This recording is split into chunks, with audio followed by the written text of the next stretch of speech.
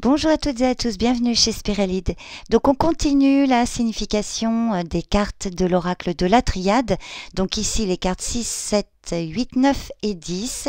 J'ai mis le timing sous chaque carte pour que vous puissiez accéder à celle qui vous intéresse plus rapidement. Donc c'est parti, on y va tout de suite, on commence avec la carte numéro 6. Carte numéro 6, Racine. Alors, Racine évoque le passé, la famille, les bases, l'origine. Elle symbolise tout ce qui touche au foyer. C'est vraiment, cette carte traduit une notion de lien. Donc, Racine représente souvent une personne attachée à la famille, aux valeurs, à la terre. Elle peut avoir tendance à se complaire dans le passé. C'est souvent une personne franche, équilibrée, alors parfois un peu cassante, rude. Pour le domaine affectif, cette carte traduit des sentiments simples, directs, parfois manifestés avec un peu de maladresse, mais en général, ça traduit un amour présent, vrai. Dans une relation, voilà, les personnes ne se cassent pas inutilement. En tout cas, ça va vraiment être le conseil de cette carte, de prendre les choses comme elles viennent. Ça peut aussi parfois traduire que vous pensez encore à quelqu'un avec qui vous avez eu une relation forte dans le passé. Pour le domaine matériel et financier, Racine indique en général une bonne situation. Ça peut traduire que vous êtes quelqu'un d'économe. Voilà. Ça peut aussi parler d'une aide provenant de la famille ou d'amis proches. Pour le domaine professionnel, cette carte peut parler d'une entreprise familiale ou d'un travail en famille ou avec le partenaire ou un parent ou alors un travail en équipe ou alors un esprit de famille au sein de votre travail. Spirituellement, ça indique que vous êtes plutôt dévoué, que votre foi est solide, mais qui peut parfois vous manquer un peu d'ouverture d'esprit. Vous voyez, c'est cette idée de vieille croyance. Que vous pouvez peut-être vivre votre vie spirituelle de façon stricte et avec beaucoup d'a priori, de tabous que vous gardez probablement pour vous. Alors c'est toujours pareil, hein, je dis vous, mais ça peut aussi parler d'une personne en face de vous. C'est pour ça que c'est toujours important de faire preuve de bon discernement. En termes de délai, la carte numéro 6 donc, va vous parler du mois de juin ou parler d'une période de 6 mois. Donc voilà la signification dans son ensemble de la carte numéro 6. Carte numéro 7, porte. Alors, porte évoque une ouverture, une opportunité, une découverte, une issue. Cette carte symbolise les étapes de la vie, les choses vers lesquelles on se dirige, les opportunités auxquelles il faut vraiment être attentif parce que ce sera décisif. Donc quand elle sort dans un tirage, elle va vous inviter à comprendre une situation pour en sortir. Ça évoque vraiment le passage entre deux états, voyez, entre deux mondes, le connu et l'inconnu. Alors entouré de cartes positives, ça peut traduire justement là une opportunité qui se présente et qui vous permet de franchir un cap, une étape, hein, de sortir d'une situation compliquée. Et puis si elle est entourée de cartes négatives, là ça va vraiment vous dire qu'il est temps de prendre une décision pour sortir d'une situation ou sortir d'un état. Donc en général, cette carte va parler d'une personne ouverte, curieuse, psychologue. Son esprit analytique lui permet de bien comprendre les autres. Quelqu'un qui sait saisir les opportunités qui se présentent à elle. Alors c'est toujours pareil. Si vous voyez qu'il y a une majorité de cartes négatives, ça va indiquer que vous ou une personne en face de vous a du mal à saisir les opportunités ou reste dans une forme de stagnation ou reste fermé. Donc voilà, ça peut indiquer également un intérêt pour tout ce qui touche à la parapsychologie ou aux sciences occultes. Dans le domaine affectif, alors, porte va vraiment traduire un besoin de changement, le désir de vivre une relation plus intensément. Donc ça peut évoquer, enfin annoncer une évolution dans la nature des sentiments dans une relation en particulier, hein, un nouveau départ, une ouverture vers de nouveaux modes d'échange. Donc toujours pareil, hein, si c'est entouré de cartes positives, hein, donc ça va vraiment indiquer que là il y a une relation qui va franchir une étape décisive et généralement donc positive. et puis entouré de cartes négatives, cette carte va vraiment vous inviter à la réflexion pour voir qu'est-ce qui vous a amené ici et comment en sortir. Dans le domaine matériel et financier, porte annonce généralement une amélioration dans ce domaine, une solution positive qui se présente là pour régler les difficultés. Sur le plan professionnel, alors si des projets sont en attente, là cette carte indique qu'il y a une issue qui est plutôt favorable là, que vos projets sont quand même en bonne voie de réalisation. Alors ça peut parfois traduire un changement de poste, de travail, des changements de collaborateurs par exemple, une nouvelle opportunité, vous voyez, vous avez saisi l'idée. Et puis alors spirituellement, c'est un peu cette idée qu'un cycle s'achève, une étape est franchie, et que là vous avez compris les erreurs du passé et ça vous permet de vous ouvrir à un nouveau mode de pensée. Donc voilà, n'ayez pas peur et faites confiance là par rapport à l'inconnu, parce que la porte, c'est cette idée qu'on va vers quelque chose qu'on ne connaît pas. Mais c'est souvent favorable, hein. Et comme je vous ai dit, entouré de cartes négatives, ça va être à vous là de prendre une décision, voilà, pour sortir d'une situation. Alors en termes de délai, la carte numéro 7 donc, va parler du mois de juillet. Elle peut aussi parler d'une période de 7 mois par rapport à votre question ou par rapport au tirage. Donc voilà, dans son ensemble, la signification de la carte 7. Carte numéro 8, Nadir.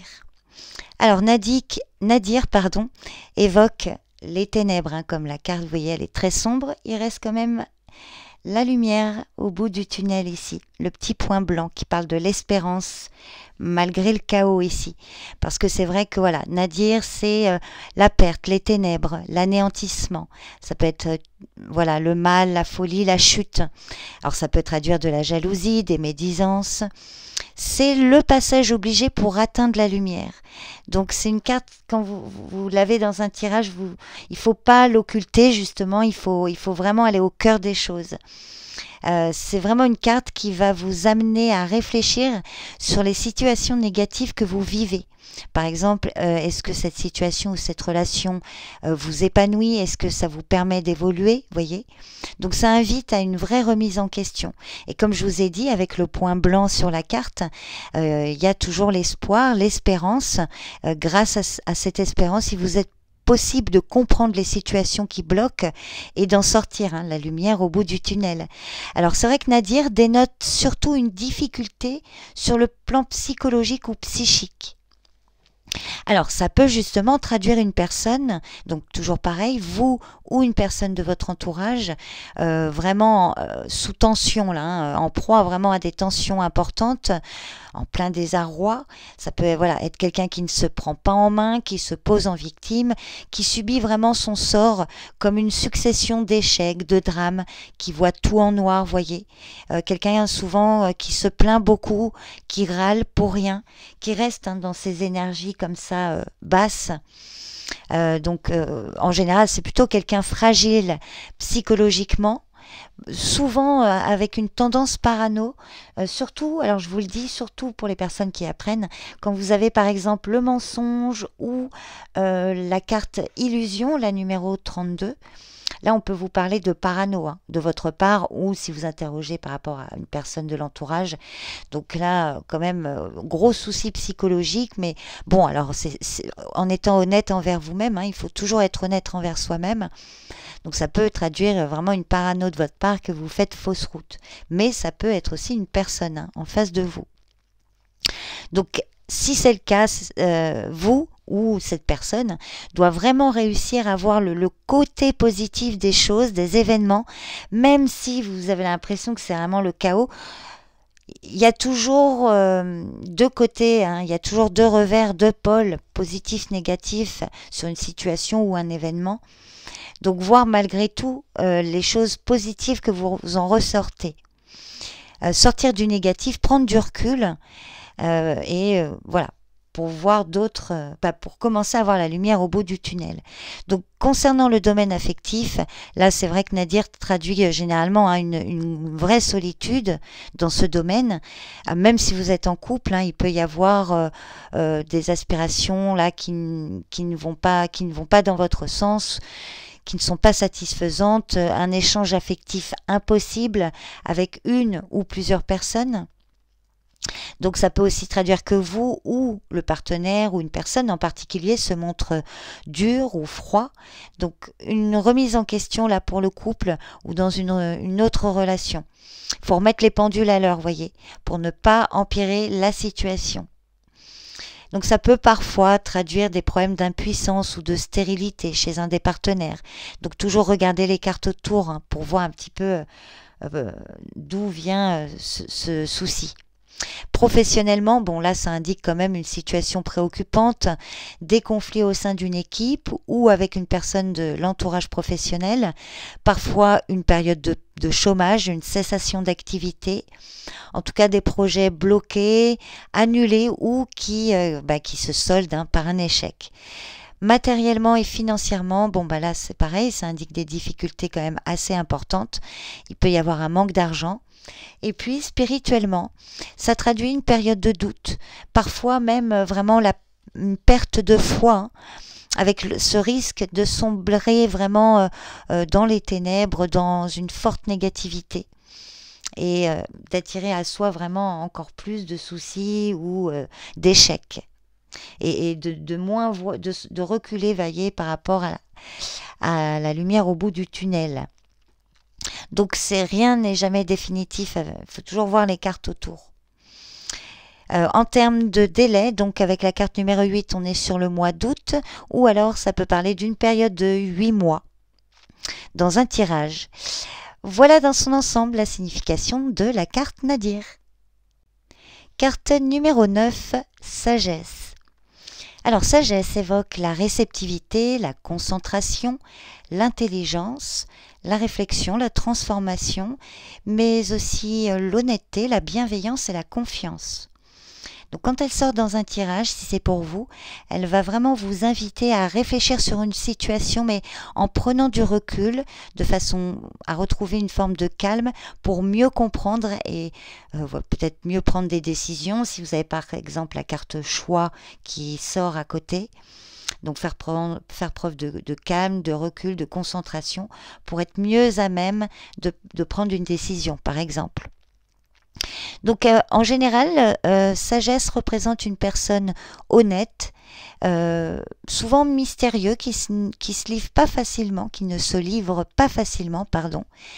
Quelqu'un d'érudit, surtout dans le domaine du mysticisme, quelqu'un de modeste, de prudente, qui agit toujours avec modération et qui réfléchit avant d'agir, parfois trop, qui fait preuve de sagesse, vraiment dans sa façon générale de voir les choses. Alors c'est pareil, si vous avez une majorité de cartes positives, ça vient confirmer la positivité de cette carte. Et puis si vous avez une majorité de cartes négatives autour, alors ça va vraiment être un conseil d'être dans cette énergie où que justement il y a un manque d'honnêteté, un manque de, de sagesse ou de modestie, vous voyez. Alors, dans le domaine affectif, cette carte parle d'un amour profond, sincère, avec des rapports harmonieux. Alors, si par exemple vous venez de faire une toute nouvelle rencontre, si vous êtes célibataire, là ça va traduire des rapports qui vont se développer lentement parce que vous et la personne souhaitez une relation solide et durable. Voilà.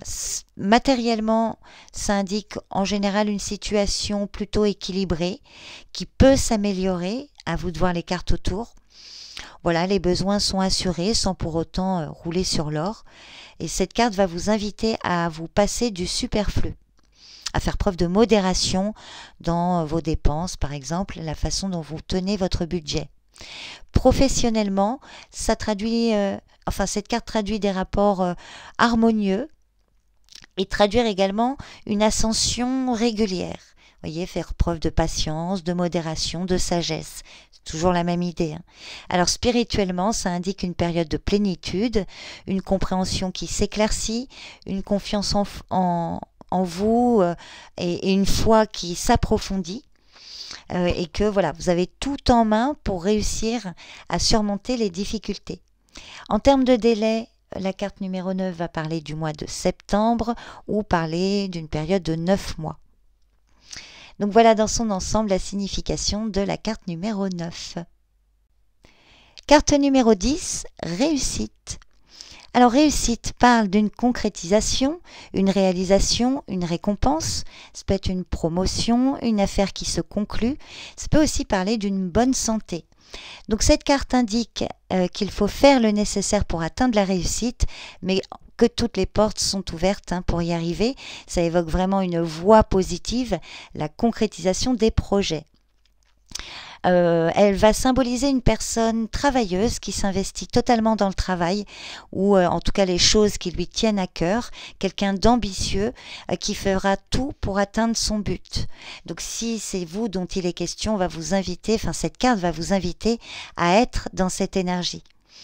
Sur le plan affectif, réussite indique des rapports harmonieux, détendus au sein d'une relation déjà existante. Alors elle peut annoncer la concrétisation des désirs ou des projets et parfois la concrétisation d'une relation, notamment quand vous êtes célibataire. Financièrement, ça indique que l'argent est bien géré, les prêts, les transactions arrivent à terme de façon positive, tout va bien. Il y a vraiment quelque chose qui se concrétise, les difficultés trouvent une issue favorable. Professionnellement, les affaires, les contrats ou les projets aboutissent comme vous le souhaitez. Alors ça peut être parfois l'annonce d'une promotion. Et puis spirituellement, ça indique une période de plénitude. Là, il y a vraiment une foi qui rayonne.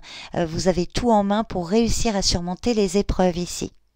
Donc c'est une carte qui va vraiment vous inviter à avoir confiance en vous, en vos capacités, parce qu'il y a toutes les chances de concrétiser ce que l'on souhaite lorsque réussite apparaît dans un tirage. En termes de délai avec le 10, vous pouvez y voir ici le mois d'octobre. Alors si je résume, enfin si j'enlève donc 1 plus 0, 1, donc ça peut aussi parfois être janvier, donc on pourrait dire par exemple de octobre à janvier. Ça peut aussi parler d'une période de 10 mois. Donc à partir du moment où vous tirez le tirage, là, vous comptez 10 mois. Mais bon, toujours à prendre avec des pincettes quand vous souhaitez dater approximativement ou vous donner un ordre d'idée par rapport à l'aboutissement de vos projets. Moi, je vois plutôt en termes de saison quand je regarde les délais. Donc voilà dans son ensemble la signification de ces 5 autres cartes de l'oracle. Je vous remercie pour votre écoute. N'hésitez pas à me laisser un commentaire pour me faire part de vos ressentis par rapport à ces explications. Et puis je vous donne rendez-vous pour la suite. En attendant, prenez soin de vous. Bye bye.